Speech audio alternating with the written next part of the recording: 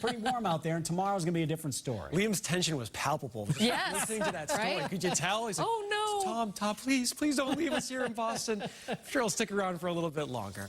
All right, tomorrow we got a change in the weather, yes. Today, an interesting day. Back and forth, the clouds, the sun, warm but not hot. Muggy outside for sure. Tomorrow we'll be watching the skies.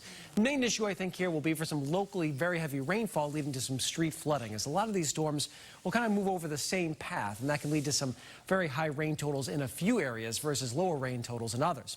Damaging wind gusts and some small hail in any of those storms that form. There is a low risk, but non-zero, for a spin-up tornado, especially as we head into tomorrow evening into Thursday morning. That time frame looks to have the highest chance if something like that were to occur. So here's a look at the big picture. We've got humid air in the eastern U.S. Wave of low pressure has been traveling offshore today and bringing some rain, some showers toward Cape Cod and the islands as well as into Plymouth. And now that's starting to wind down. The last of the showers pushing off toward the east here. Temperatures in the 70s to low 80s. It is a mild evening, more notable the humidity with dew points in the 60s to low 70s. It'll be a very muggy night tonight, staying in the upper 60s around 70 degrees. Some low clouds and patchy fog are going to fill in again. That's the way we'll wake up tomorrow morning. With some areas of sunshine, we'll see temperatures rebounding into the low and middle 80s tomorrow afternoon. So here's a look at our hour by hour. Quiet tonight. We wake up tomorrow. Again, it's that patchy fog and low clouds out there. And then as we head into the afternoon, we'll see these storms start to flare up. And I think around 12 to 1 o'clock is where we see some of the first develop. And we're going to be focusing on a line essentially from Boston to Providence, north and west. During the afternoon and the evening, this is where a lot of the activity should take place.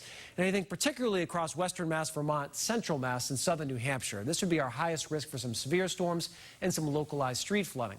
Slowly, this whole area will be moving east. So as we head into the overnight, scattered downpours and storms will continue, likely to be close to on top of us as we start the day on Thursday. Then we'll get a little break after the early morning, and then one more round of some scattered showers and storms possible on Thursday afternoon. The severe threat would be lower there. So tomorrow, again, it's really on that line north and west of Boston to Providence.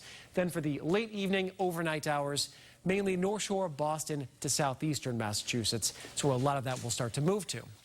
On Thursday, another muggy day up into the 80s for us. Two kind of tropical ones. Dew points close to 70 for both tomorrow and Thursday. Our cold front arrives early on Friday morning, and that is going to bring in a much drier air for the end of the week and the upcoming weekend, and even the start of next week, too. For the Red Sox, they'll play tonight. Tomorrow evening may stay just to the west with those storms. That would be good news for us. Thursday, I think any risk for a storm would be early on, and then we'll start to dry out. For Cape Cod and the islands, your highest risk for storms is going to be tomorrow night into Thursday here. So Thursday, if you have one day you're thinking, do I try to think of something other than the beach? That's the one. And then on Friday, we bring in those much drier conditions. And there's a look at that full 7-day. Right now, the weekend looks great. Highs near 80, low humidity, fresh breeze, great outdoor weather. And that should extend into Monday to start next week. Liam and Lisa, back to you. Okay, that timing is good, Eric. Thank you.